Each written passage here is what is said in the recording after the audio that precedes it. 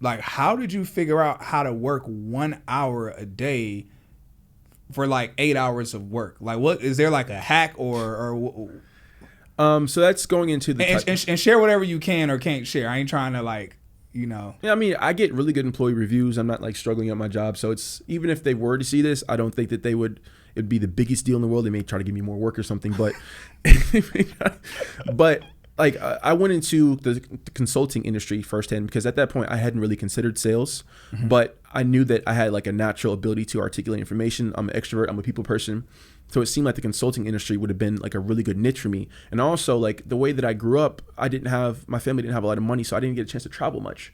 So the idea of being able to travel for work and go to nice cities and, you know, have per diem and get my meals paid for, while also being the bridge or like the liaison between tech and the business side, because I had the MIS degree, it's a business degree and an IT degree, it seemed like it was perfect for me. And you make more money like that. Because a lot of times in the tech space, there's a lot of introverted people that kind of are better off working alone. So when you find an extroverted person that can speak to tech but also knows business, that can be the liaison for that, the in between, that's when you make the most money. Yeah, that's true. Those are facts. So when I found that out, I was like, okay, well, I got to do this. Yeah. But after doing research on YouTube videos and things like that, when I started applying for consulting jobs, I saw that the traveling really wasn't that glamorous.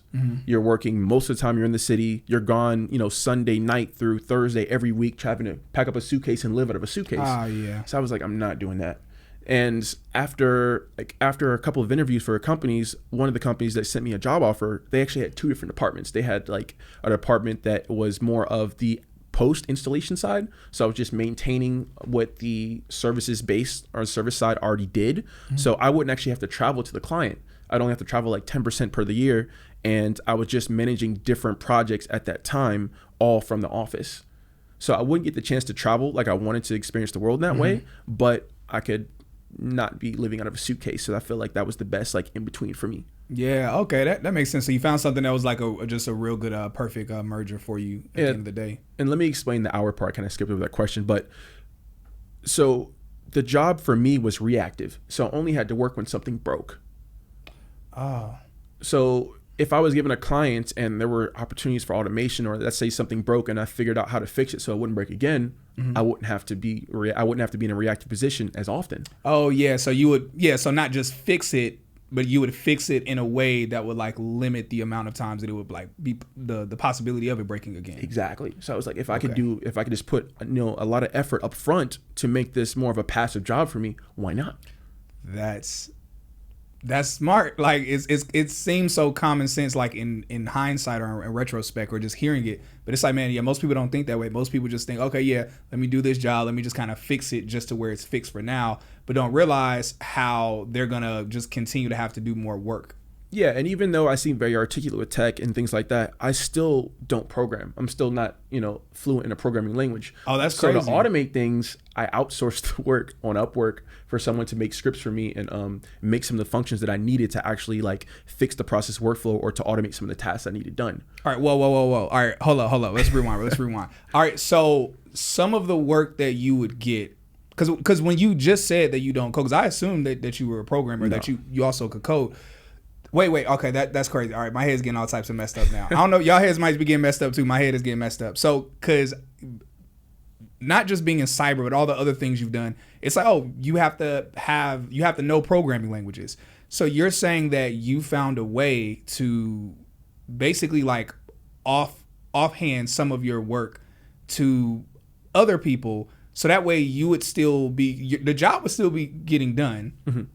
But instead of you doing something, instead of you having to take time to learn a programming language where that takes up a lot of time, instead you treated your time in a way where you said, hey, instead I'm going to trade this off. I'm going to pass this off to someone else who's looking for work and have them do this particular task instead, where the job is still getting handled.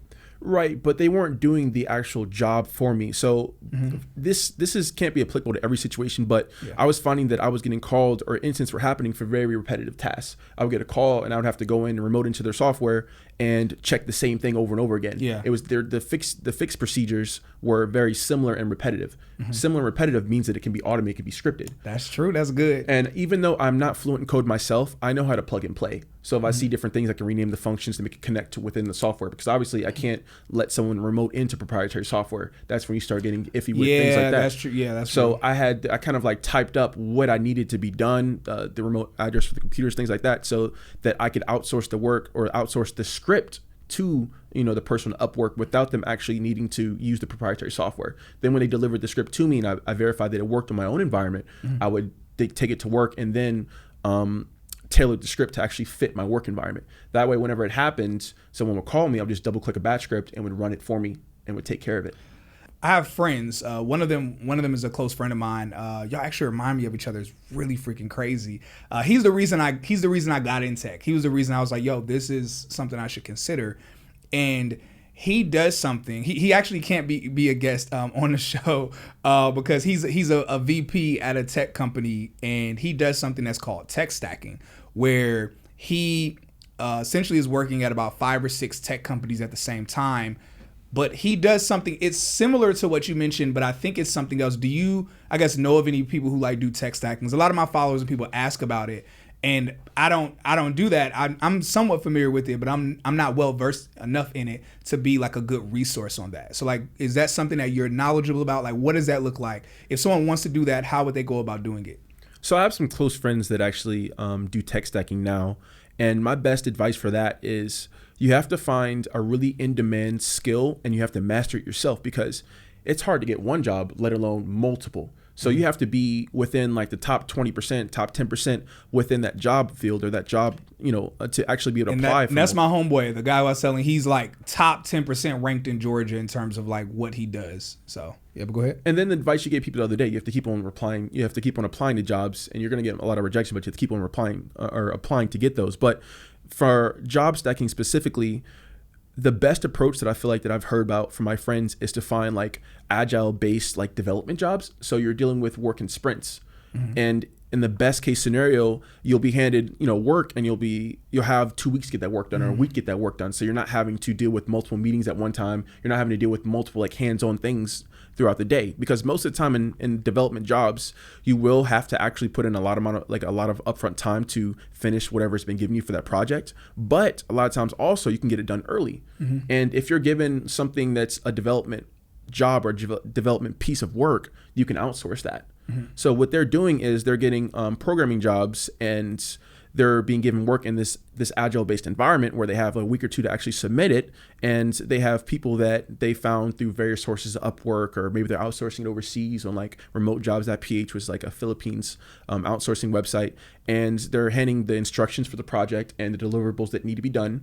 And they're getting the work back and they're submitting it, on their behalf. And this is a gray area right now with companies, because as long as the company doesn't have an NDA and it doesn't say specifically in your employee paperwork, a lot of times they don't nowadays, it really isn't illegal to work multiple tech jobs.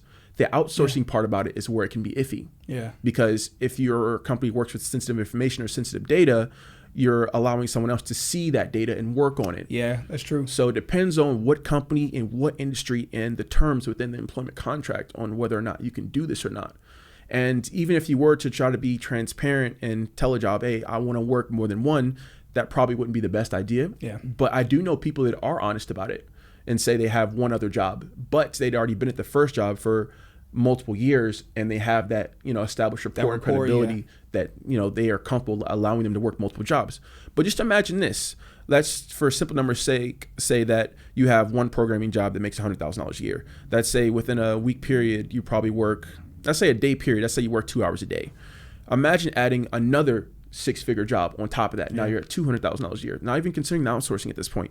Let's say you add a third on top of that. Now you're making $300,000 a year. Working 6 hours a day. Working 6 hours a day. Yeah. And now for one job to get to $300,000, you have to be like a principal engineer at a top tier tech company. That's true. Whereas if you're just a mid-level programmer at just a regular tech company, you're able to get to the $300,000 mark almost instantaneously once you acquire those jobs. Yeah, that's true. And from my friends and people that I've known in that space, is actually called overemployment. Their own Reddit and things like that, there's whole communities of people that do it.